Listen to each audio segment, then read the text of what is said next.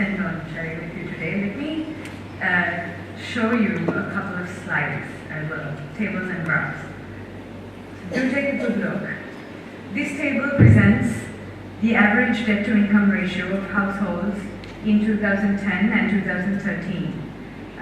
Apart from, as you can see, apart from Anuradhapura, Gaul, Hambantota and Kalutara, in all other districts, debt as a proportion of income has increased.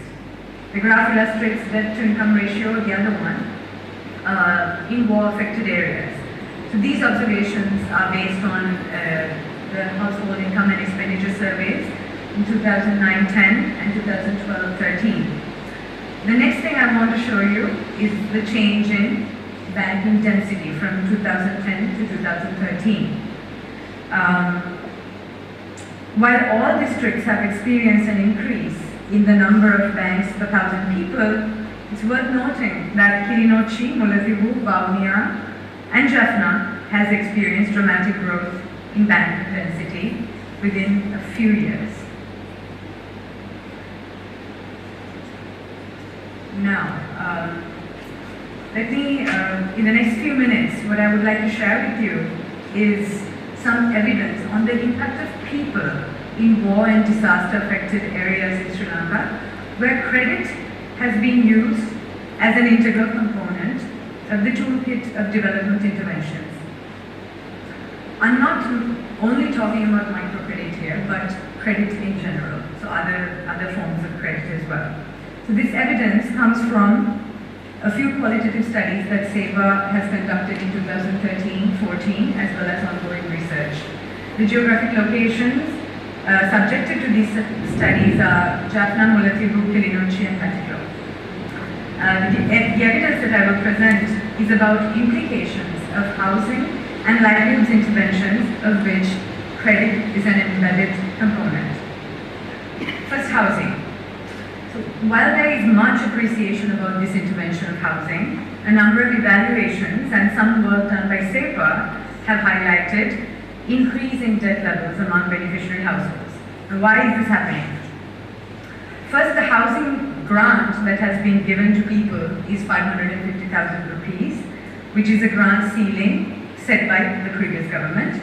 At the time the study was conducted, it was already established that by the implementing organizations and the people receiving this house, that 550,000 was not enough to complete this structure. This means that the people who met the vulnerability criteria were expected to contribute the balance funds as well as labor, as this initiative called for an owner-driven housing approach, which has been internationally recognized as a better alternative to donor-driven housing because it encourages people to take responsibility and ownership. These are big words that are currently being used over the construction of their houses. So how are these people expected to fund this balance? Donors and the government were aware that most people living in the conflict-affected areas did not own assets. If anything, they may have owned a little gold. So the assumption was that access to legitimate credit this option would allow them to borrow and finance their share of the housing project. A common response given by donors at the time of the study was that housing construction debt is inherently built into housing construction. I remember one respondent said, anyone who builds a house has to borrow, will be in debt. But loans have to be taken from legitimate sources and the money has to be carefully managed and the borrower has to repay in a timely manner. So what happened? People borrowed, and indeed from legitimate sources, by pawning their gold. This is not to say that people did not have debt before housing came along. In fact, what we found was that indebtedness preceded the participation in this housing program. But the average amount of debt that a person who had started constructing their house was larger than a person who did not participate in this process. And of course, the story doesn't end here, right? It would be very simplistic for me to say, and untrue also, to make the claim that this is solely because borrowing was built into the development intervention that people fell into the debt trap. I'd be happy to elaborate on other factors in the question and answer. With regards to livelihoods assistance, what we're finding is that the nexus between livelihoods interventions, access to credit, and consumerism is at play, and this is a potential recipe for disaster. Of course, livelihoods assistance, of which a central element is microcredit, is being targeted at women in conflict-affected areas. This is not specific to Sri Lanka. It's a part of a global poverty agenda that hinges on the third world woman who has emerged as the key agent, if you will, or the instrument of development. This idea is rooted in the Grameen Bank model that sees providing access to the poor, particularly poor women, and make entrepreneurs out of them, which in turn is expected to reduce poverty. In development practice today, access to credit, particularly access to microcredit, is an accepted intervention that liberates, so to speak, rural poor women through the transformative power of money. However, such instrumental programs are also a terrain of contestation and negotiation. In our research, we came across accounts of poor women engaged in loan swapping and repaying credit with debt. And this has caused the community to perceive women as an incompetent and also failures with regard to entrepreneurship and managing finances. These are some sobering accounts from the war-affected areas that sort of temper our enthusiasm surrounding the original Grameen Bank model, where entrepreneurialism of women is celebrated and is converted into empowerment and ultimately into human development and economic capital. We asked a local government official whether he sees a difference in the behavior of people with regard to taking loans now that most NGOs are leaving the area. His response, which is there on the slide, was rather interesting and substantiates a trend that I will get to next. So during field research, we recently learned that borrowing from financial companies had gained immense popularity among people in conflict-affected areas. Recent newspaper reports, of course, confirmed this trend.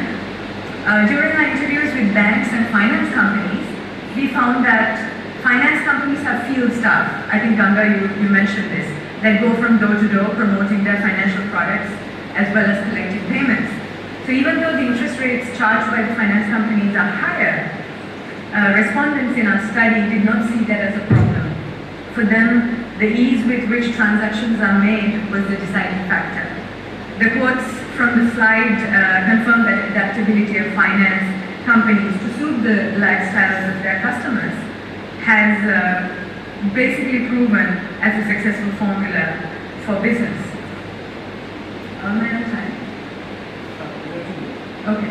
All right. So in the next 2 minutes, I'll kind of make a concluding thought and maybe ask.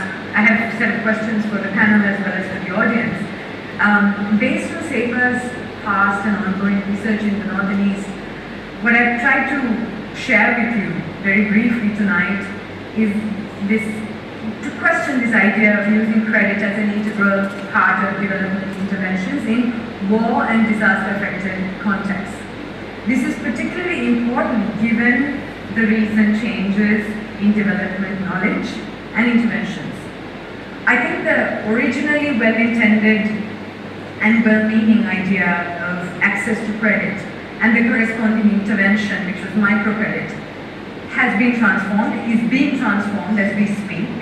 We can see an increasing financialization of development from the Bangladesh model of microfinance epitomized by the Grameen Bank, which seeks to invest and implement systems of service delivery and human development managed by NGOs. The development industry now has joined hands with the global financial industry. What is at stake here is a crucial shift from the idea of development as social services and improvement of social capital to development as an integration to global financial markets.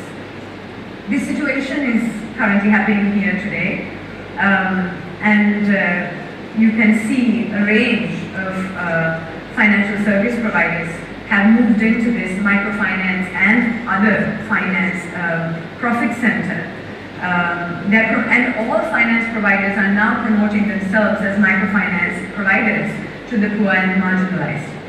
I think this is what is portrayed, illustrated in this picture, which is the fortune and the bottom of the pyramid. So low-income markets present a prodigious opportunity for world's wealthiest companies to seek their fortunes and bring prosperity to the aspiring poor. So in this case, by extending credit to the poor. I think this is what Ananya Roy also called the democratization of capital. It's interesting to note that these ideas about financial inclusion even invoke the Nobel Prize-winning economist Amartya Sen's ideas such as development as freedom. In other words, the access to finance is popularized as an ultimate means of engendering freedom, economic capacity, and social choice. These ideas are, as well as the rhetoric of these ideas and this language, is now ubiquitous in the microfinance world, and it has been adopted basically by the finance development complex, if you will.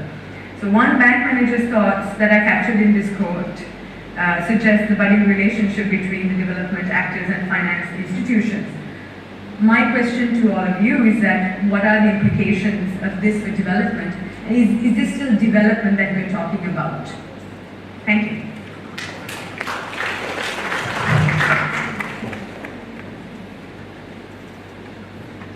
Right, I think we have Vagisha's table, also very interesting important set of questions, particularly in terms of financial inclusion and what does it mean and on whose terms and to what effect, to summarize it in brief.